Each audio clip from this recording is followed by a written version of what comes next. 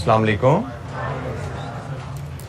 अच्छा जी, हमारी last lecture में डिस्कशन हो रही थी हाई लो मेथड पे। आखिरी एक्टिविटी हमने देखी थी, तो हाई लो मेथड से रिलेटेड कोई क्वेश्चन, हाई लो मेथड की दो अजम्पशंस, और हमने बात की थी कि हम हाईएस्ट और लोएस्ट एक्टिविटी तभी सिलेक्ट करेंगे जब दोनों अजम्पशंस उन हाईएस्ट और लोएस्ट एक्टिविटी में होल्ड करें। अगर उन दोनों अजम्पशंस में से, मतलब variable cost per unit constant ना रहे हाईएस्ट और लोएस्ट एक्टिविटी के दरमियान, या फिक्स्ड कॉस्ट बदल जाए हाईएस्ट और लोएस्ट एक्टिविटी के दरमियान, तो फिर हाईएस्ट और लोएस्ट एक्टिविटी का असूल नहीं लगेगा। फिर हम ऐसी दो एक्टिविटी लेवल्स ढूंढेंगे जिनमें फिक्स्ड कॉस्ट भी कांस्टेंट हो, फिक्स्ड कॉस्ट भी ना बदले उनमें, और वेरिएबल कॉस्ट पर यूनिट भी कांस्टेंट हो। तो इलस्ट्रेशन 3, इलस्ट्रेशन 4 में हमने इस अजम्पशंस जो थी हाई लो मेथड की, उनमें जब वेरिएशन आई तो हमने इसको हाई लो मेथड को थोड़ा सा मॉडिफाई करके अप्लाई किया था। हाईएस्ट और लोएस्ट की बजाय जैसे यहाँ पे हमने ये दो लेवल उठा लिए थे और इधर हमने ये दो लेवल उठा लिए थे हाईएस्ट लोएस्ट की बजाय। तो कोई सवाल जनाब लास्ट वीक की डिस्कशन से, कोई लास्ट लेक्चर से कोई मसला मसाइल?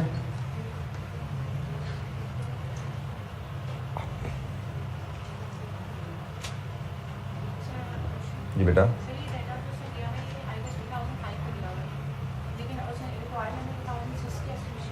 Estimate is always about future and data is always about past.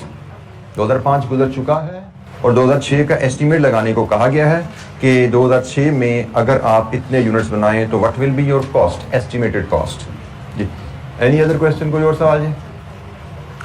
अच्छा जी, अब हम अपनी डिस्कशन को लेके चलते हैं नेक्स्ट चैप्टर की तरफ, और यह है जी हमारा ओवरहेड्स। ओवरहेड्स का चैप्टर हमें, अगर हमने पास्ट पेपर एनालिसिस को देखते हैं, कॉस्ट काउंटिंग का ओल्ड सिलेबस या इवन मॉडल पेपर या हमारा लास्ट अटेम्प्ट का पेपर, तो ओवरहेड का टॉपिक हर अटेम्प्ट में अपीयर होने वाला टॉपिक है। ये हमारे पास्ट पेपर एनालिसिस में ये जी ओवरहेड्स की कहानी है, और आप देख सकते हैं कि मॉडल पेपर में भी इस पे क्वेश्चंस आए हुए हैं और स्प्रिंग में भी इस पे क्वेश्चंस हैं। मार्क्स में ऑल्दो में काफ़ी वेरिएशन है। मॉडल पेपर में इस पे 19 मार्क्स हैं और स्प्रिंग में इस पे, स्प्रिंग 22 में इस पे 8 मार्क्स आए हैं। बट ये वो टॉपिक है जिसमें हर अटेम्प्ट में हम एक क्वेश्चन एक्सपेक्ट करेंगे। सो कंपल्सरी हमें इस एरिया में से क्वेश्चन आने वाला है, और कॉस्ट अकाउंटिंग का आप कह सकते हैं ये हमारा पहला टॉपिक है जो हम पढ़ने जा रहे हैं। ओवरहेड की डिस्कशन, ओवरहेड की टर्म से तो हम तारुफ ले चुके हैं। हमने पढ़ा था कॉस्ट क्लासिफिकेशन के एरिया में, क्लासिफिकेशन बाय फंक्शन में, कि हम प्रोडक्शन कॉस्ट को बाय फंक्शन क्लासिफाई कर सकते हैं, production and non production cost. फिर हमने बाय नेचर में पढ़ा था कि हम प्रोडक्शन कॉस्ट को, अब यहाँ पे जरा थोड़ी तवज्जो कीजिएगा, अब हम जब कॉस्ट अकाउंटिंग में आते हैं तो हम सिर्फ प्रोडक्शन कॉस्ट से डील करते हैं, क्योंकि कॉस्ट अकाउंटिंग का मकसद क्या हमने पढ़ा था, how much a product, how much it will cost to make a product. हमने कहा जी बेसिक ऑब्जेक्टिव कॉस्ट अकाउंटिंग में हमने सीखना है वो ये है कि एक प्रोडक्ट बनाने में पड़ती कितने की है।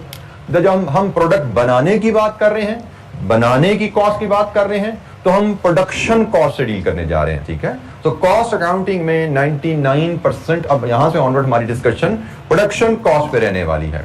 तो जब हम प्रोडक्शन कॉस्ट की बात करते हैं, और by nature, by function production cost, और बाय नेचर बात करने जाएं, तो हमने कहा था प्रोडक्शन कॉस्ट के तो दो हिस्से हैं, एक डायरेक्ट प्रोडक्शन कॉस्ट, एक indirect production cost. Direct production cost को हम प्राइम कॉस्ट भी कहते हैं, और इनडायरेक्ट प्रोडक्शन कॉस्ट को हम प्रोडक्शन ओवरहेड्स भी कहते हैं। तो अब यहाँ पे जिन ओवरहेड से हम डील करने जा रहे हैं वो प्रोडक्शन ओवरहेड्स हैं, ठीक है जी। चैप्टर का नाम बेशक ओवरहेड्स है, लेकिन यहाँ पे हमारी डिस्कशन प्रोडक्शन ओवरहेड्स के बारे में होने वाली है। अच्छा जी, cost of a product trading organisation की भी होती है, cost of a product manufacturing organisation की भी होती है।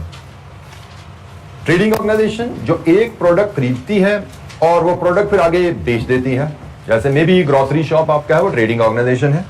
और मैन्युफैक्चरिंग ऑर्गेनाइजेशन जो रॉ मटेरियल खरीदती है, रॉ मटेरियल को प्रोडक्शन प्रोसेस के थ्रू फिनिश्ड प्रोडक्ट में कन्वर्ट करके फिर बेचती है। जैसे हम फर्नीचर वर्कशॉप की मिसाल लेते आ रहे हैं, वो कपड़ा, पाइप, लकड़ी खरीदेगी और अपनी वर्कशॉप में इससे डेस्क बना के फिर बेचेगी। सो प्रोडक्शन ट्रेडिंग ऑर्गेनाइजेशन में कॉस्ट ऑफ द प्रोडक्ट से क्या मुराद है? प्राइस पेड टू सप्लायर, अगर आप अपनी प्रोडक्ट इंपोर्ट कर रहे हैं तो इंपोर्ट ड्यूटीज एंड टैक्सेस जो आपने पे की है यहां पे अपने ख्याल रखने हैं, सिर्फ वही ड्यूटीज और टैक्सेस आपकी कॉस्ट का हिस्सा बनते हैं जो रिकवरेबल ना हो।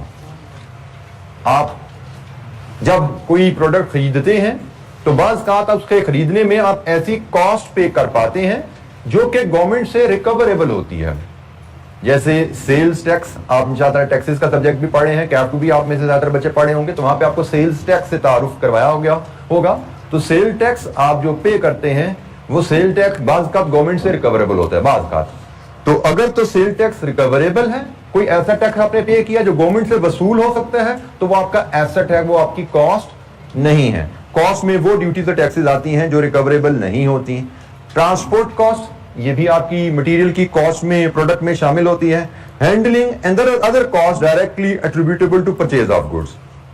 हाँ, अगर कोई आपने डिस्काउंट्स लिए हैं, रिबेट्स मिल हैं, अदर सिमिलर आइटम, उनको आप कॉस्ट ऑफ प्रोडक्ट में से डिडक्ट करते हैं। डिस्काउंट आपको सप्लायर देता है, रिबेट्स भी आपकी कॉस्ट में रिडक्शन ही होती है, लेकिन ये सप्लायर नहीं, ये एट टाइम गवर्नमेंट अथॉरिटीज आपको दे रही होती हैं। ये भी एक तरह की आपकी कॉस्ट में रिडक्शन ही है, ये भी आपकी कॉस्ट की रिकवरी है, लेकिन सप्लायर की तरफ से नहीं, गवर्नमेंट अथॉरिटीज की तरफ से होती है, तो ये भी हम डिडक्ट करते हैं। तो हमने कहा जी जो एक ट्रेडिंग ऑर्गेनाइजेशन है, ट्रेडिंग ऑर्गेनाइजेशन प्रोडक्ट बनाती नहीं है, वो प्रोडक्ट खरीद के बेचती है, तो उसके पास भी प्रोडक्ट आती है फॉर सेल। ट्रेडिंग ऑर्गेनाइजेशन की कॉस्ट ऑफ द प्रोडक्ट में क्या क्या चीजें आएंगी, ये जनाब उसकी एक लिस्ट है। आल्दो हमारा कॉस्ट अकाउंटिंग में मेजर फोकस मैन्युफैक्चरिंग ऑर्गेनाइजेशन की कॉस्ट ऑफ द प्रोडक्ट पे होता है, but cost of the product you should know trading organisation की भी होती है, क्योंकि वो भी एक प्रोडक्ट हासिल करती है बेचने के लिए। मैन्युफैक्चरिंग ऑर्गेनाइजेशन प्रोडक्ट बनाती है बेचने के लिए, ट्रेडिंग ऑर्गेनाइजेशन प्रोडक्ट खरीदती है बेचने के लिए। तो प्रोडक्ट रेडी फॉर सेल कितने की पड़ी, that is the cost of the product. Trading organisation की कॉस्ट ऑफ द प्रोडक्ट में क्या क्या चीजें आती हैं, किसी टर्म पे, किसी कंपोनेंट पे आपको क्लैरिटी चाहिए, ये क्या चीज है, क्यों शामिल है कॉस्ट में,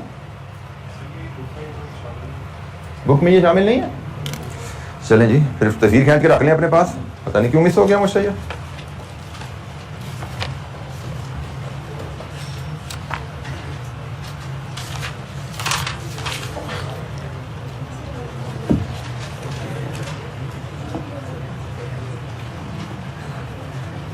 जी बिल्कुल ठीक कहा जी, इस बुक में ये स्लाइड का जो मटेरियल है ये मिसिंग है, तो इसकी आप लोग अपने पास ये डाटा सेव कर लीजिए। बुक में बेशक हैंड रिटन फॉर्म में ऐड कर लीजिएगा, ये पहला पॉइंट है, इसको नोट्स में ऐड कर लीजिएगा। अच्छा जी, हम इसके बाद बात करें cost of product for manufacturing organization. एक मैन्युफैक्चरिंग ऑर्गेनाइजेशन की कॉस्ट ऑफ द प्रोडक्ट में क्या क्या है जनाब। The cost is the cost directly incurred in process of producing a product. मतलब हम इसमें सिर्फ प्रोडक्शन कॉस्ट को शामिल करते हैं। Cost incurred in the process of producing a product, वो प्रोडक्शन कॉस्ट होती है।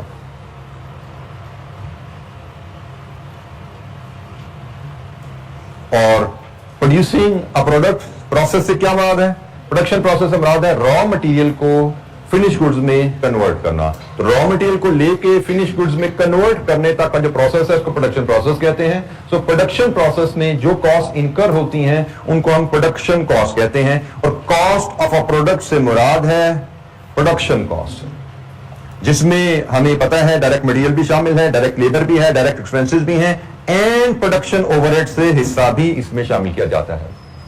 प्रोडक्शन ओवरहेड का हिस्सा कहा जा रहा है क्योंकि प्रोडक्शन ओवरहेड्स की तो पहचान ही ये है कि production overheads per unit measure नहीं किए जा सकते।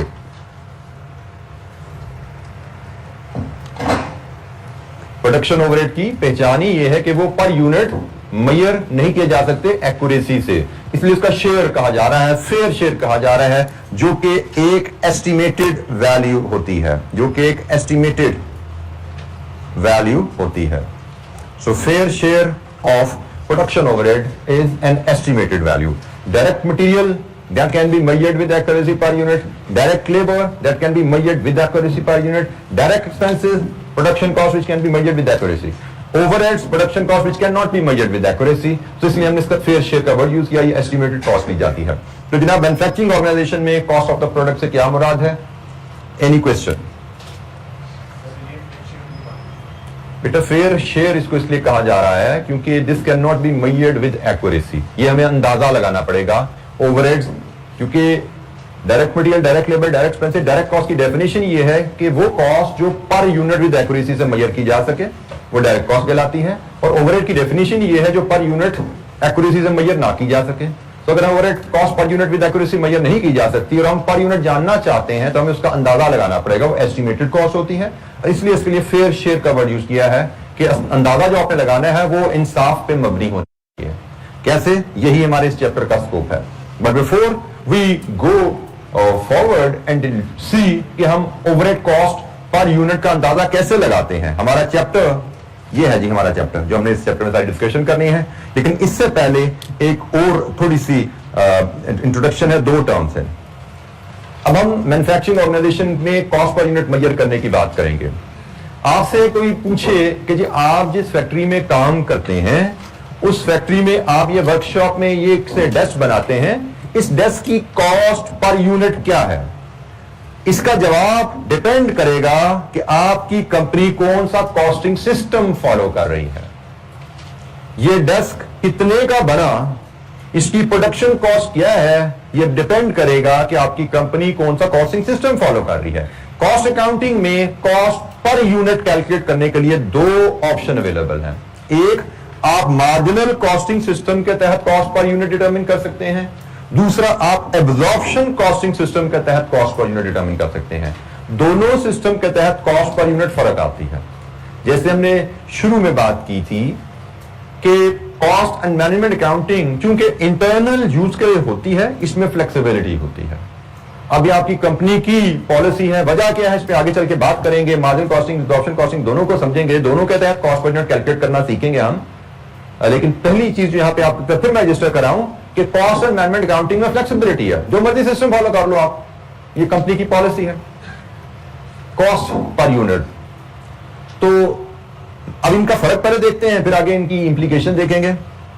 मार्जिनल कॉस्टिंग का असूल है कि cost of a product shall only comprise the variable cost of production. इसमें keyword is variable. Marginal costing system, एक चीज तो मैं पहले ही क्लियर कर चुका हूं भाई, हम प्रोडक्शन कॉस्ट से डील करने जा रहे हैं। कॉस्ट ऑफ द प्रोडक्ट में सिर्फ प्रोडक्शन कॉस्ट आती है, कॉस्ट ऑफ द प्रोडक्ट में सिर्फ प्रोडक्शन कॉस्ट आती है। नॉन प्रोडक्शन कॉस्ट, ये टेबल, ये डेस्क कितने का बना, इसमें नॉन प्रोडक्शन कॉस्ट, अकाउंटेंट की सैलरी, सेल्स मैनेजर की सैलरी का कोई इसमें असर नहीं आता। प्रोडक्शन कॉस्ट, उसको बनाने पर जो खर्चा आया उसकी बात की जा रही है। अब मार्जिनल कॉस्ट के तहत हम जानना चाहें ये टेबल कितने का बना, तो सिर्फ वेरिएबल प्रोडक्शन कॉस्ट हमने अपनी कैलकुलेशन में शामिल करनी है। अब एक चीज आपको पता होनी चाहिए कि डायरेक्ट कॉस्ट सारी की सारी वेरिएबल होती है। अब ये by function, by nature, by behaviour सब कुछ हमारी बातें बार बार बदल के होंगी। आपको पता होना चाहिए डायरेक्ट कॉस्ट सारी वेरिएबल है। फॉर एग्जांपल लकड़ी is a direct cost, it is variable, her table के लिए नई लकड़ी लगनी है। फॉर एग्जांपल कारपेंटर की salary is a direct cost, it is variable, her desk के लिए नई सैलरी देनी पड़ेगी। फॉर एग्जांपल रॉयल्टी, अगर आप डिजाइन के लिए रॉयल्टी पे कर रहे हो, it is variable, her table के लिए अलग से रॉयल्टी देनी पड़ेगी। डायरेक्ट कॉस्ट है एंड वेरिएबल कॉस्ट है। तो डायरेक्ट कॉस्ट सारी की सारी वेरिएबल होती हैं।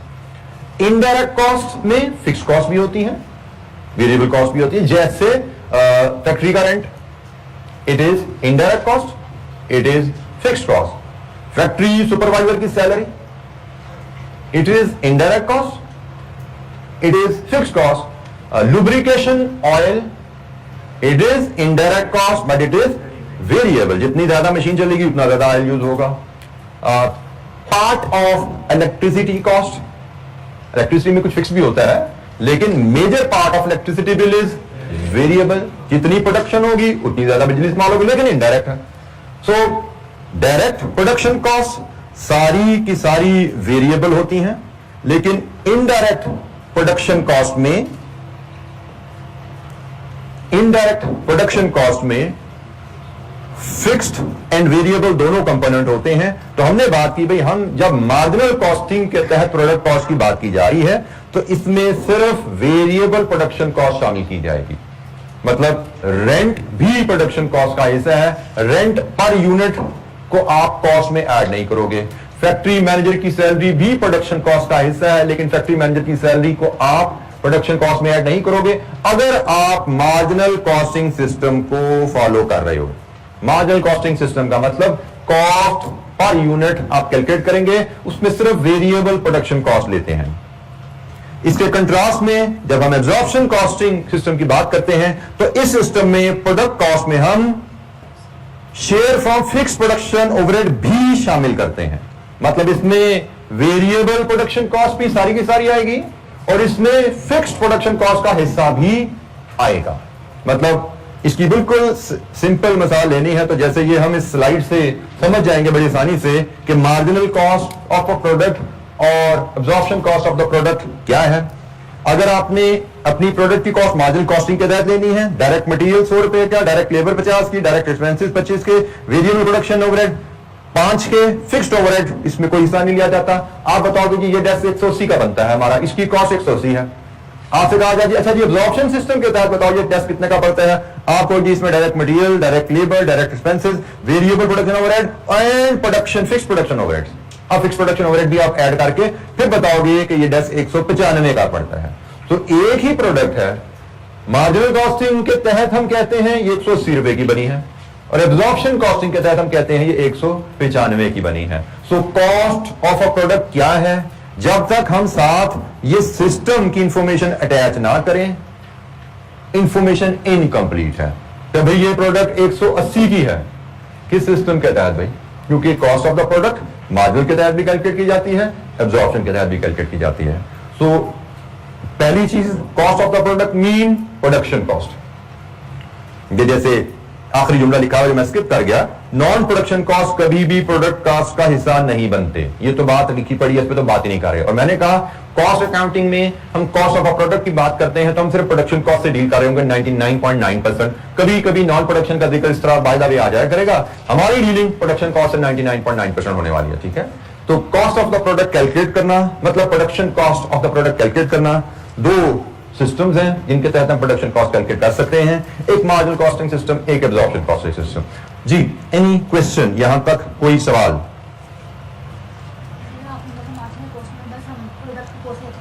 मार्जिनल कॉस्ट में हम सिर्फ वेरिएबल प्रोडक्शन कॉस्ट को प्रोडक्ट कॉस्ट में ऐड करते हैं। हम दोनों सिस्टम में प्रोडक्ट कॉस्ट ही कैलकुलेट कर रहे हैं। मार्जिनल कॉस्ट में भी प्रोडक्ट कॉस्ट है, एब्जॉर्प्शन कॉस्ट में भी प्रोडक्ट कॉस्ट है। मैं फिर दोबारा बोल रहा हूं, product cost mean production cost, marginal costing में product cost mean only variable production cost, absorption costing में product cost mean variable production cost plus fix production cost. Direct और इनडायरेक्ट इससे थोड़ा सा डिफरेंशिएट करने नहीं समझ आ रही। फिक्स प्रोडक्शन ओवरहेड्स तो इनडायरेक्ट में जा रहे हैं टेक्निकली, तो वहां पे जाके कोलैप्स हो रहा है। कोलैप्स हो रहा है, बम फट गया भाई, की हो गया, ऐड हो रहे हैं, कोलैप्स नहीं हो रहे, ऐड हो रहे हैं। वर्ड सही यूज किया कर भाई, कोलैप्स हो रहे हैं से तू डरा रहा है, मैं ऐड हो रहे हैं यहाँ पे। बेटा डायरेक्ट कॉस्ट की डेफिनेशन आप बताइए मुझे क्या है, सब चीजें निकाल दीजिए दिमाग, सिर्फ डायरेक्ट कॉस्ट की डेफिनेशन बताइए। डायरेक्ट प्रोडक्शन कॉस्ट की डेफिनेशन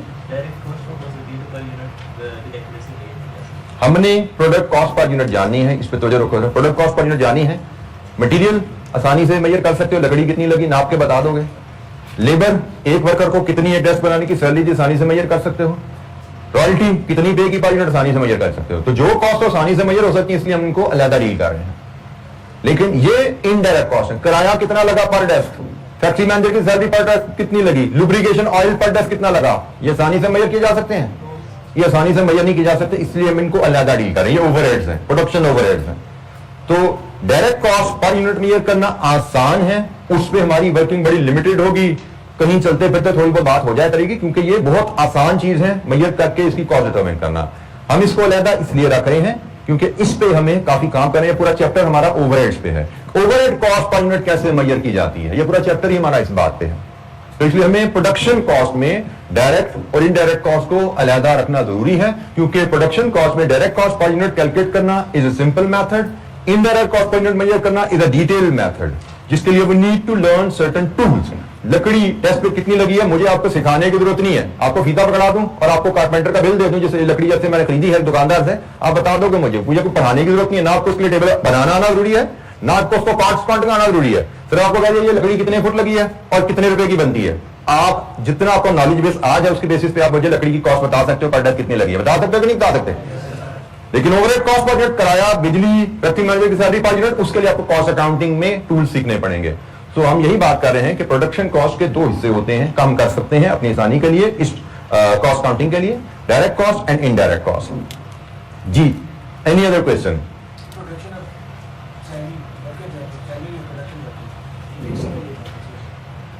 सैलरी आप पे करते हो, आप बताओ, फिक्स पे करते हो, वेरिएबल पे करते हो, पर मंथ पे करते हो, पर यूनिट पे करते हो? तो बता, डिपेंड्स, आंसर डिपेंड्स। सैलरी का तरीका क्या है हमारा, हमारी उस अंडरस्टैंडिंग है। वो डायरेक्ट, वो वेरिएबल भी हो सकती है, फिक्स भी हो सकती है, वो डायरेक्ट भी हो सकती है, इनडायरेक्ट भी हो सकती है। असूल मैंने बार बार बताया, असूल याद रखो। डायरेक्ट की डेफिनेशन पता होनी चाहिए, फिक्स की डेफिनेशन पता होनी चाहिए, वेरिएबल की डेफिनेशन पता होनी चाहिए, इनडायरेक्ट की डेफिनेशन पता होनी चाहिए। कोई कॉस्ट के बारे में आपने फैसला करना है, ये डायरेक्ट है, इनडायरेक्ट है, फिक्स है, वेरिएबल है, असूल पे परख लो भाई जाके। बेटा फिक्स कॉस्ट डायरेक्ट नहीं होती, अभी ज्यादा दूर की बात नहीं है, मैंने यहां पे लिखी है बात कि भाई तमाम डायरेक्ट कॉस्ट वेरिएबल होती हैं। एक मिनट बेटा, मैं खोलूंगा सामने किताब में, पेज नंबर 5 पे मुझे लेके जाना चाहते हैं आप? जी बेटा, पेज नंबर 5 पे। क्योंकि ये डायरेक्ट है, ओवरहेड्स इनडायरेक्ट कॉस्ट होती हैं भाई। जब ये डायरेक्ट कॉस्ट है तो ये ओवरहेड हो सकती है क्या? आप बताइए मुझे, प्रोडक्शन वर्कर की सैलरी जो डायरेक्ट कॉस्ट है वो मार्जिनल कॉस्ट में ऐड होगा? जब डायरेक्ट कॉस्ट सारी वेरिएबल होती हैं तो मार्जिनल कॉस्ट में ऐड होगी।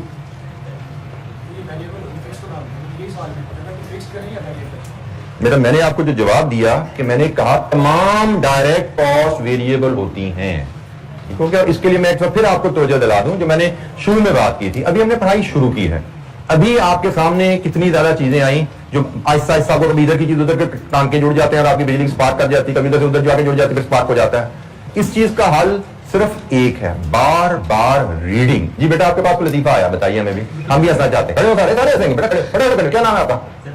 मोहम्मद साहब। खड़े हो, बताएं साहब को क्या बात की जिससे आपके साथी हंसे, हम सारे हंसेंगे मिलकर। बताएं साहब, बेटा मुंह करें, उधर करें, टर्न योर फेस। जी बेटा बताइए। बेटा इसके चेहरे में हंसने तो कोई बात नहीं, खुदा ना खासा, वो तो बात अभी सुनानी है जिसपे हम हंसेंगे सारे। सर आपने कहा था ना वो कहीं पे इलेक्ट्रिसिटी स्पार्क हो जाती है, मैंने कहा कहीं पे कोलैप्स हो जाती है। कोलैप्स बेटा साइंसदान तेरे जैसा होगा ना, उसी से होगा। जो तूने एग्जांपल दी थी ना उसमें चीजें ऐड ही हो रही थी, कोलैप्स नहीं हो रही थी। ठीक है, बैठ जाओ, चले, थैंक यू। जी जनाब, एनी क्वेश्चन, कोई सवाल? कोई सवाल यहाँ पे? तो ये मैंने आपको बात बताई क्योंकि हमने डायरेक्ट इनडायरेक्ट एक ही कॉस्ट को, मैंने आपको पहले भी बोला, ये लकड़ी है जो इस डेस्क में बनी, इसको बाय एलिमेंट मैं इसको मटेरियल कह रहा हूं। इसी लकड़ी को जो इस डेस्क में इस्तेमाल हुई, बाय फंक्शन मैं इसको प्रोडक्शन कॉस्ट कह रहा हूं। यही लकड़ी जो इस डेस्क में इस्तेमाल हुई, बाय नेचर ये मैं इसको डायरेक्ट कॉस्ट कह रहा हूं। यही लकड़ी जो इस डेस्क में इस्तेमाल हुई, इसको बाय बिहेवियर मैं वेरिएबल कॉस्ट कह रहा हूं। एक ही कॉस्ट को आप 4 तरीकों से क्लासिफाई कर सकते हैं, ऐसा नहीं कि डायरेक्ट होगी वो फिक्स या वेरिएबल नहीं हो सकती। एक ही कॉस्ट 4 तरीकों से क्लासिफाई हो सकती है।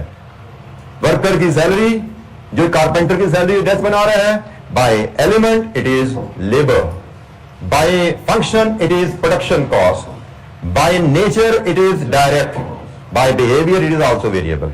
और इन द एंड जब हम ये सारी डिस्कशन कंप्लीट कर चुके थे तो मैंने पहले जुमला बोला नहीं बोला, लेकिन मैंने अभी बोला कि भाई तमाम डायरेक्ट कॉस्ट वेरिएबल ही होती हैं। हाँ, इनडायरेक्ट कॉस्ट में वेरिएबल कंपोनेंट भी होता है, फिक्स कंपोनेंट भी होता है। मैंने आपको मिसाल दी डायरेक्ट कॉस्ट की, लकड़ी है, कारपेंटर की सैलरी है, पर डेस्क पे कर रहे हो, रॉयल्टी है, ये डायरेक्ट कॉस्ट की मिसालें थी। और इनडायरेक्ट कॉस्ट की मैंने मिसालें दी आपको, फैक्ट्री का रेंट है, ये फिक्स्ड है, लुब्रिकेशन ऑयल है, ये वेरिएबल है, बिजली है, इसका मेजर कंपोनेंट वेरिएबल कॉस्ट होता है। ये इनडायरेक्ट प्रोडक्शन कॉस्ट की मिसालें हैं। और फिर हम प्रोडक्ट कॉस्ट में दोबारा आते हैं। एक प्रोडक्ट की कॉस्ट क्या है, मतलब प्रोडक्शन कॉस्ट क्या है, तो जनाब सिस्टम क्या है जिसके तहत हमें ये बतानी है। मार्जिनल कॉस्टिंग के तहत प्रोडक्ट कॉस्ट कैसे डिटरमिन करेंगे, उसमें क्या क्या कंपोनेंट आएंगे। एब्जॉर्प्शन कॉस्टिंग के तहत क्या क्या कंपोनेंट हमें इसमें यूज करने हैं। हमें प्रोडक्ट कॉस्ट की जरूरत क्यों पेश आती है, इस पे कुछ बात तो हम शुरू में कर चुके थे कि हमें एक प्रोडक्ट बेचनी है, उसकी प्राइस सेट करनी है। प्राइस क्या रखें, एक बड़ी अहम इंफॉर्मेशन उसके लिए जो हमें चाहिए होती है वो प्रोडक्ट की कॉस्ट क्या है। कॉस्ट पता होगा, प्रॉफिट ऐड करेंगे तो प्राइस आएगी ना। तो हमें कॉस्ट पर यूनिट मेजर करना जरूरी होता है प्रोडक्ट की प्राइस सेट करने के लिए। This is one reason why we need cost. There are many other reason, लेकिन उसमें से एक रीजन और अगर मैं आपसे शेयर करूं कॉस्ट पर यूनिट जानने के लिए, अगर आप फाइनेंशियल अकाउंटिंग में भी आपकी थोड़ी डिस्कशन अब तक हो चुकी होगी, आप लोग प्रॉफिट एंड लॉस और फाइनेंशियल स्टेटमेंट्स के फॉर्मेट से आपको बैलेंस शीट के फॉर्मेट से तारुफ करवा दिया गया आपको? यस और नो? नो वाले कितने हैं? कुछ बच्चे नो वाले हैं, तो ये क्या अकाउंटिंग पढ़ नहीं रहे या इनका पढ़ाया अभी ये तरह पीछे है थोड़ा?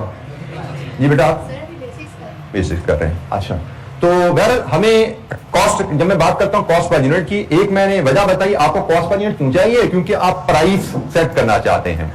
दूसरा, आपको कॉस्ट पर यूनिट की इसलिए जरूरत होती है कि जब आप साल के एंड पे बैलेंस शीट या स्टेटमेंट ऑफ फाइनेंशियल पोजीशन बना रहे होते हैं, हर साल के एंड पे अक्सर लिमिटेड कंपनी के लिए तो मैंडेटरी है, लेकिन जो लिमिटेड कंपनीज नहीं होती वो भी साल के एंड पे अपनी फाइनेंशियल स्टेटमेंट बनाना चाहते हैं, जिसमें हिसाब रखा जाता है कि हमारे एसेट्स और लायबिलिटीज कितनी हैं। तो साल के एंड पे आपके पास जो स्टॉक इन हैंड पड़ा होता है, आपने डेस्क बनाए बेचे नहीं अभी तक, वो आपका एसेट है। तो आपका स्टॉक से आपका 500 डेस्क अभी पड़े हुए हैं आपकी फैक्ट्री में जो आपने बेचे नहीं, तो उनको आपने अपनी बैलेंस शीट में या स्टेटमेंट ऑफ फाइनेंशियल पोजीशन में क्लोजिंग स्टॉक के तौर पे दिखाना होता है। यूनिट्स तो आपने मेजर कर लिए, काउंट कर लिए कितने हैं, उनकी कॉस्ट पर यूनिट चाहिए आपको, तभी उनकी वैल्यू अपनी बैलेंस शीट में दिखा पाते हैं। सो कॉस्ट पर यूनिट आपको कॉस्ट एंड मैनेजमेंट अकाउंटिंग में भी चाहिए ताकि आप प्रोडक्ट की प्राइस सेट कर सके, और कॉस्ट पर यूनिट आपको फाइनेंशियल अकाउंटिंग में भी चाहिए ताकि आप साल के एंड पे अपने स्टॉक की वैल्यू डिटरमिन कर सकें कि भाई 500 डेस्क जो मेरे पास फैक्ट्री में पड़े हुए हैं वो कितने रुपए के बनते हैं। सो फॉर एग्जांपल इस केस में हम कहेंगे 500 डेस्क पड़े हुए हैं, तो वो हमारे 500 इंटू 195 कितने रुपए के बने?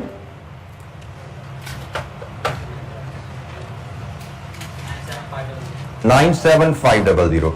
तो ये जनाब हमारी value of stock in hand आ गई।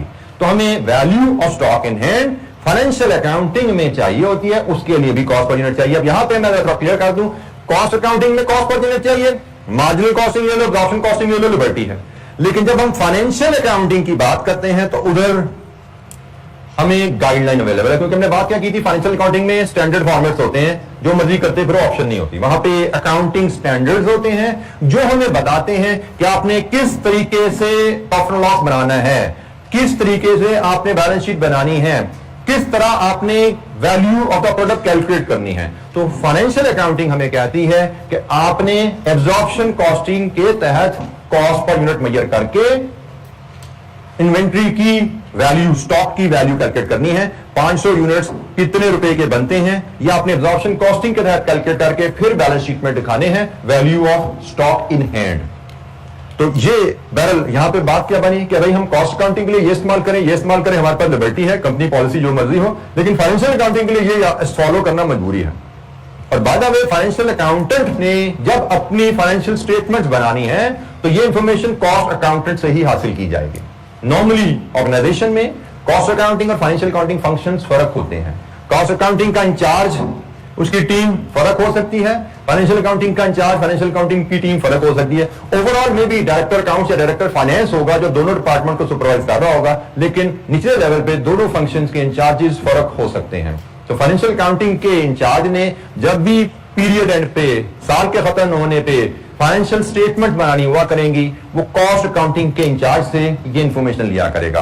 कॉस्ट अकाउंटिंग का इंचार्ज हो सकता है कंपनी पॉलिसी के तहत अपनी रिपोर्ट्स में ये इंफॉर्मेशन यूज कर रहा हो, लेकिन फाइनेंशियल अकाउंटिंग को उसके लिए ये इंफॉर्मेशन बनानी पड़ेगी, क्योंकि फाइनेंशियल अकाउंटिंग के पास ऑप्शन नहीं है, वो एब्जॉर्प्शन कॉस्टिंग के तहत ही चलती है। बट एनीवेज ये इंफॉर्मेशन आप कह सकते हैं एक एडिशनल इंफॉर्मेशन थी, इसका हमारी कॉस्ट अकाउंटिंग से ताल्लुक नहीं है। कॉस्ट अकाउंटिंग में हमने सीखना है कॉस्ट पर यूनिट कैसे मेजर करते हैं, एब्जॉर्प्शन कॉस्टिंग के तहत कॉस्ट पर यूनिट कैसे मेजर करते हैं, मार्जिनल कॉस्टिंग के तहत। हमने दोनों का मतलब समझ लिया, इनके कंपोनेंट समझ लिए हैं, अब हाउ टू कैलकुलेट दैट उस पर मैं बात करनी है। जी कोई सवाल यहां तक? कॉस्ट ऑफ अ प्रोडक्ट से क्या मुराद है? Cost of the product under marginal costing, cost of the product under absorption costing, इससे क्या मुराद है? कोई सवाल? अच्छा जी, जैसे मैंने आपको बताया कि हमारा इस चैप्टर का जो स्कोप है वो सारा यहां पे है जी। Direct cost per unit measure करना वो हमारे इस चैप्टर के स्कोप में नहीं है, क्योंकि हमने कहा कि ये तो बड़ी सिंपल चीज है, लकड़ी पर डेस्क कितनी आ रही है, आसान है। चैलेंज आता है जो ओवरहेड्स हैं उनको एस्टिमेट करना, क्योंकि ओवरहेड हमें एस्टिमेट करने पड़ेंगे, हम एक्यूरेटली मेजर नहीं कर सकते। जो चीज एक्यूरेटली मेजर कर सकते हैं वो तो डायरेक्ट कॉस्ट है, तो ओवरहेड तो है ही वो जो हम एक्यूरेटली मेजर नहीं कर सकते, तो हमें फिर इनको एस्टिमेट करना पड़ता है। तो एस्टिमेटेड कॉस्ट पर यूनिट क्या है? तो ये estimated cost per unit determine करना ओवरहेड्स की, यही हमारे इस चैप्टर का ओवरऑल स्कोप है। कि हम production overhead cost per unit कैसे एस्टिमेट कर सकते हैं। जी कोई सवाल?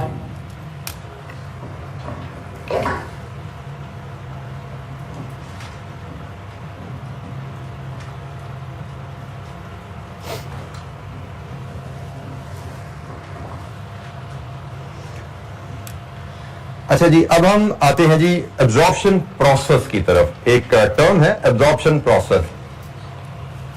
एब्जॉर्प्शन प्रोसेस क्या है?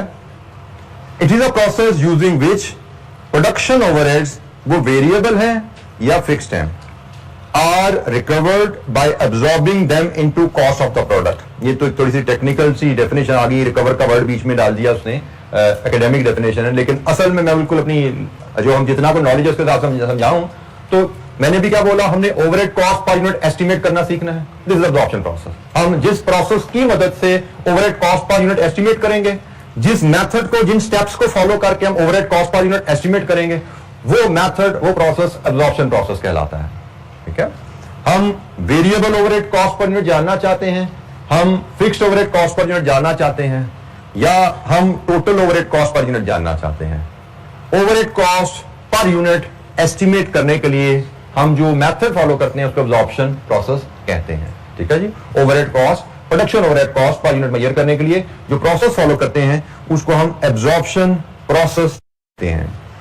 और मैं अगर आगे मजीद थोड़ा सा इसको रीड करूं, the main aim of absorption costing, absorption process, मैं इसको यहां पर रिवर्ट कर दूं, absorption process is to recover, absorb overheads in a way that fairly reflects the amount of time and effort that has gone into making a product or service। ये एक अहम चीज है। रिकवर, ये एब्जॉर्ब का मतलब होता है प्रोडक्ट कॉस्ट में ऐड करना। इसको भी अगर आप मीनिंग इसका देखना चाहें तो रिकवर या एब्जॉर्ब से मुराद होता है ओवरहेड कॉस्ट को प्रोडक्ट कॉस्ट में ऐड करना। ठीक है, रिकवर या एब्जॉर्ब से मुराद है ओवरहेड कॉस्ट को प्रोडक्ट कॉस्ट में ऐड करना। तो इस मतलब के मुताबिक the main aim of absorption process, हम एब्जॉर्प्शन प्रोसेस जिसके थ्रू ओवरहेड कॉस्ट को प्रोडक्ट कॉस्ट में ऐड करते हैं, उसका मेन मकसद क्या है?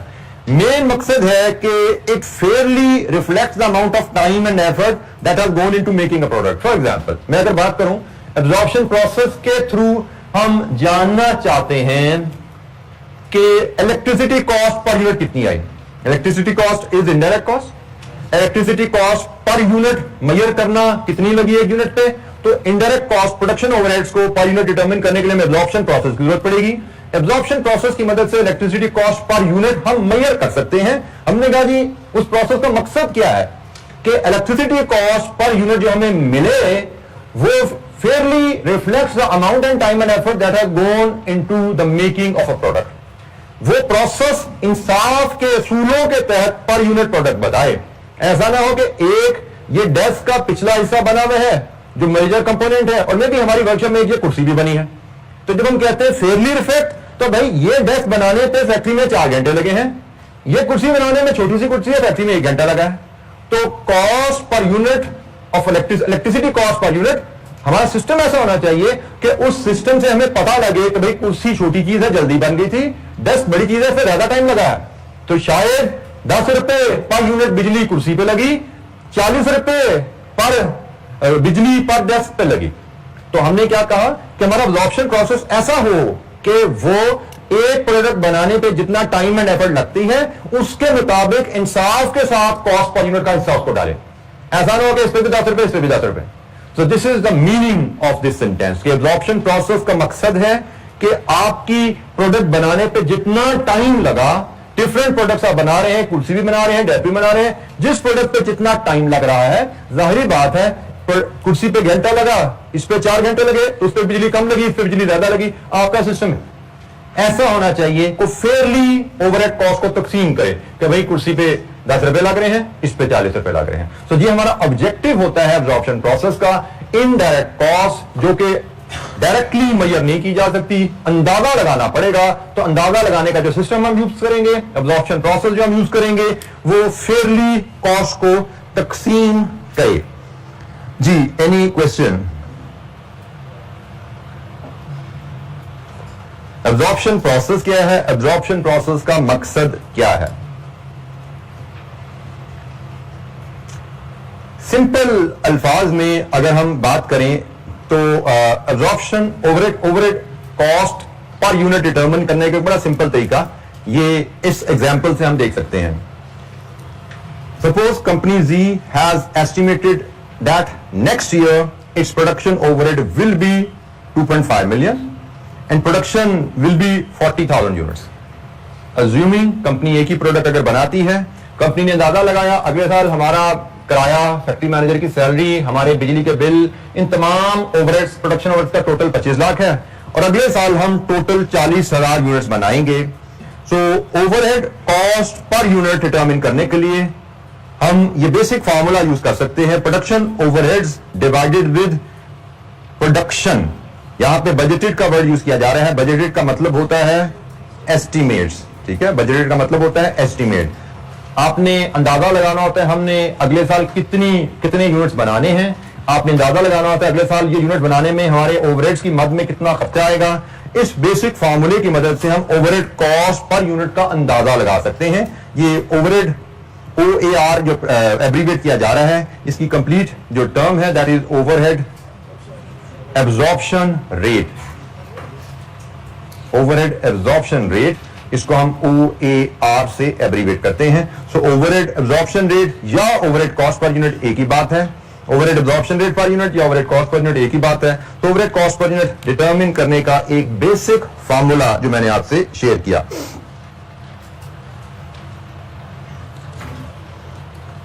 ये ओवरहेड एब्जॉर्प्शन रेट जो ऑर्गेनाइजेशन डिटरमिन करती है, जनरली ये साल के शुरू में ही ये अंदाजा डेवलप कर लिया जाता है. इसकी रैशनल, इसकी लॉजिक क्या है वो हम इस स्लाइड के थ्रू देखते हैं. हम साल के शुरू में देखो, अगर हम साल के एंड पे पहुंच गए हैं तो फिर हमें अंदाजन खर्चे की जरूरत नहीं है ना. साल के एंड पे तो एक्चुअल खर्चा मिल जाता है हमें. साल के एंड पे हमें अंदाजन कितने यूनिट्स बनाए उसकी जरूरत नहीं, हमें एक्चुअल यूनिट्स पता होते हैं. लेकिन हमने कहा इस फार्मूला में कि हम एस्टिमेटेड खर्चा और एस्टिमेटेड प्रोडक्शन यूज करते हैं, तो यकीनन ये इंफॉर्मेशन हमें साल के शुरू में यूज करनी पड़ती है, क्योंकि एस्टिमेट तो वक्त गुजरने से पहले बनाए जाते हैं. वक्त गुजर गया फिर तो एक्चुअल इंफॉर्मेशन आ जाती है. अब हम आते हैं कि हमें ये एस्टिमेटेड इंफॉर्मेशन क्यों यूज करनी पड़ती है. हमें कॉस्ट की इंफॉर्मेशन की जरूरत क्यों पड़ी. हमने कहा कि प्राइसिंग डिसीजन के लिए हमने अपनी प्रोडक्ट की प्राइस सेट करनी है. तो प्राइस आप प्रोडक्ट की साल के शुरू में रखते हो या साल के एंड में फिक्स करते हो. यकीनन साल के शुरू में, जब साल शुरू हो रहा है तब आप अपनी प्रोडक्ट की प्राइस सेट करके उसके ब्रोशर, उसकी जो पब्लिसिटी मटेरियल है वो बनाते हो, अपने कस्टमर को कम्युनिकेट करते हो ताकि ड्यूरिंग द ईयर आपको ऑर्डर आए, आप उन ऑर्डर के मुताबिक प्रोडक्शन करो और प्रोडक्ट बेचो. तो हमें जो प्रोडक्ट बेचनी है उनकी प्राइस साल के शुरू में रखनी है, हमें उसके लिए कॉस्ट इंफॉर्मेशन चाहिए. और जाहिर बात है साल के शुरू में एक्चुअल ओवरहेड्स तो हमें अवेलेबल ही नहीं होते. एक्चुअल कॉस्ट हमें तब मिलेगी जब साल खत्म होगा. हमारा ये डेस्क एक्चुअली कितने का बना ये तो पता लगेगा साल के एंड पे, कि कितनी बिजली का बिल आया, कितना कराया गया, कितनी सैलरी गई, कितना लुब्रिकेशन ऑयल यूज हुआ. एक्चुअल कॉस्ट इस डेस्क की क्या है ये हमें साल के एंड पे मिलनी है. लेकिन हमें प्राइस रखनी होती है साल के शुरू में, इसलिए हम एस्टिमेटेड डाटा की तरफ जाते हैं प्रोडक्ट कॉस्ट निकालते हुए. जी बेटा, ये है, इस तरह नहीं लिखा हुआ. ये आपका जो एब्जॉर्प्शन प्रोसेस के पैरा 1, 2, 3 जो है, implementation of absorption costing system. Basic example के ऊपर बेटा ये पैराग्राफ है, पेज नंबर 14 का सेकंड लास्ट पैराग्राफ जो आ रहा है. ये बुलेट्स वहीं से एक्सट्रैक्ट हुई हुई हैं. ठीक है, मैंने उसको बुलेट फॉर्म में दे दिया, वहां पैरा फॉर्म में था, यहां पे मैं इसको तोड़ के बुलेट्स बना दिया फिर डिस्कशन के लिए. जी जनाब, मैंने आपको पहले बेसिक फार्मूला आपसे शेयर किया. फार्मूला में मैंने कहा जी हम एस्टिमेटेड डाटा यूज करते हैं. अब जरा याद रखिएगा, इस चैप्टर के मुताबिक हम प्रोडक्शन कॉस्ट से डील कर रहे हैं, और इस चैप्टर की जब हम बात कर रहे हैं तो हम इनडायरेक्ट प्रोडक्शन कॉस्ट से डील कर रहे हैं. हम कि भाई इनडायरेक्ट प्रोडक्शन कॉस्ट कैसे मेजर की जा सकती है, production overhead cost per unit कैसे मेजर की जा सकती है. तो हमने कहा जी उसके लिए हम ये बेसिक फार्मूला इस्तेमाल करेंगे. लेकिन इस फार्मूला में ये जो हमने बजटेड इंफॉर्मेशन यूज की, इसकी रीजन हम बात कर रहे हैं. भाई बजटेड क्यों यूज करते हैं, उसकी वजह यह है कि प्राइस हमें साल के शुरू में चाहिए और एक्चुअल कॉस्ट हमें साल के एंड पे मिलेगी. तो इसलिए हमें एस्टिमेटेड डाटा यूज करना पड़ता है. और ये सिस्टम कैसे वर्क करता है, हम ओवरहेड एब्जॉर्प्शन रेट डिटरमिन कर लेते हैं साल के शुरू में, budgeted data of production overheads का और प्रोडक्शन वॉल्यूम का यूज करके हम बजट करते हैं, हम अंदाजा लगाते हैं कि आने वाले साल में हम कितने यूनिट्स बनाएंगे, उन पे हमारी प्रोडक्शन ओवरहेड्स के मद में कितना खर्चा आएगा। उस डाटा को लेके इस फार्मूला की मदद से हम production overhead cost per unit ले लेते हैं 62.5, और फिर पूरे साल में this overhead rate is used to estimate overhead cost per unit throughout the year, जो कि फिर प्रोडक्ट कॉस्ट डिटरमिन करने में और प्रोडक्ट प्राइस डिटरमिन करने में हम यूज करते हैं। हमने इस डेस्क की कॉस्ट पर यूनिट जाननी है, जब भी इस डेस्क की कॉस्ट पर यूनिट हमने जाननी होगी, हम इसकी direct cost per unit measure क्या करेंगे, और उसमें if this is the rate, ये इनडायरेक्ट ऐड कर दिया करेंगे। हमने साल के शुरू में दावा लगा लेते हैं कि production overhead cost per unit हमारी क्या है। फॉर एग्जांपल ये डेस्क है, मैंने इसकी कॉस्ट लगाई 62.50। अब जब भी साल के किसी महीने में मैंने इसकी कॉस्ट पर यूनिट देखनी है, मैं इसकी डायरेक्ट कॉस्ट मेजर करूंगा और उसमें 62.5 overhead cost per unit add कर दिया करूंगा। अब यहां पे ख्याल रखिएगा, अगर मैं मार्जिनल कॉस्टिंग सिस्टम फॉलो कर रहा हूं, तो इस फार्मूला में मैं सिर्फ वेरिएबल प्रोडक्शन ओवरहेड डालूंगा, और अगर मैं एब्जॉर्प्शन कॉस्टिंग सिस्टम फॉलो कर रहा हूं तो इस फार्मूला में मैं टोटल प्रोडक्शन ओवरहेड्स डालूंगा, मतलब variable plus fixed production overheads दोनों ऐड करके यहां से कॉस्ट पर निकालूंगा। हो सकता है मेरी एब्जॉर्प्शन कॉस्टिंग के तहत अगर 62.5 है, मे बी मार्जिनल कॉस्टिंग के तहत हो सकता है ये 40 रुपीज पर यूनिट आ रही हो, क्योंकि मार्जिनल कॉस्टिंग के तहत जब मैं ये फॉर्मूला लगाऊंगा तो मैं फिक्स्ड कॉस्ट जैसे रेंट है वो यहां से निकाल दूंगा, जैसे फैक्ट्री मैनेजर की सैलरी है वो यहां से निकाल दूंगा। सो हमें पता होना चाहिए मार्जिनल कॉस्टिंग क्या है, एब्जॉर्प्शन कॉस्टिंग क्या है, हमें पता होना चाहिए ओवरहेड एब्जॉर्प्शन रेट डिटरमिन करने की लॉजिक या रैशनल क्या है। जी जनाब, अब कोई सवाल? मैं आपको फिर याद करा दूं, आपको मैंने शुरू में कहा था कि हमें इस सब्जेक्ट को समझने के लिए सवाल जरूर करने पड़ेंगे, लेकिन सवालों से रीडिंग चाहिए, बार बार पढ़ेंगे ताकि ये टर्म्स, ये जो स्टोरीज और लॉजिक हमारे दिमाग में बैठे। जब तक ये स्टोरीज, लॉजिक और ये टर्म्स हमारे दिमाग में कंफर्म नहीं होंगी, अच्छी तरह क्लियर नहीं होंगी, हम एग्जामिनर क्वेश्चन समझ ही नहीं पाएंगे, मिक्स हो जाएंगी चीजें मिक्स होंगी और हम सोल्यूशन नहीं बना पाएंगे। इसलिए बहुत जरूरी है कि बार बार पढ़ने की आदत डालिए, ये एंड तक चलती रहेगी। अभी तो आपने सिर्फ इंट्रोडक्शन लिया है टू अकाउंटिंग, क्या लीजिए, मैं ये कहूंगा इंट्रोडक्शन टू अकाउंटिंग और इंट्रोडक्शन टू कॉस्ट अकाउंटिंग हमने लिया है। पहला टॉपिक हम पढ़ने लगे हैं और आगे जैसे जैसे नए टॉपिक आएंगे, इन्हीं बेस इंफॉर्मेशन जो हमने पिछले चैप्टर में पढ़ी थी, हर उस बेस इंफॉर्मेशन के साथ कुछ नई नई इंफॉर्मेशन ऐड होगी। और अगर बेस आपके क्लियर नहीं है, बेस में कॉम्बिग्यूटी आपके ज़हन में है, तो एडिशनल इंफॉर्मेशन आपसे वो मिक्सअप हो जाएगी। जब बात करते हैं, जब आपके साथी की जबान में कोलैप्स हो जाया करेंगी चीजें आपकी, ठीक है, तो मेरे हिसाब से वो चीजें स्पार्क करेंगी आपकी, वही इधर जाना है या इधर जाना है, वो आपको घुमाएंगी, आप वो थोड़ा सा हिल जाया करोगे जैसे इस्लामाबाद में लेते लोग। तो आपको बार बार पढ़ना पड़ेगा बेटा, बार बार पढ़ेंगे, जब दिक्कत लगे फिर जाके नोट्स खोलो, 2-4 जुमले पढ़ो, फिर दोबारा आ जाओ मसले पे जहां मसला था। रीडिंग की आदत आप अपनाएंगे इंशाअल्लाह तो सब्जेक्ट आपकी बड़ी ग्रिप में आता जाएगा। सवाल करना बाद में करेंगे, क्लास में इंशाअल्लाह बहुत प्रैक्टिस कर रहे होंगे, घर पे प्रैक्टिस करना, क्वेश्चन बहुत आएंगे, बहुत करने का वक्त मिलेगा आपको। फिलहाल टाइम है रीडिंग अगेन एंड अगेन, बार बार पढ़िए। ठीक है जी, आज के इतना ही, थैंक यू वेरी मच, अस्सलाम वालेकुम।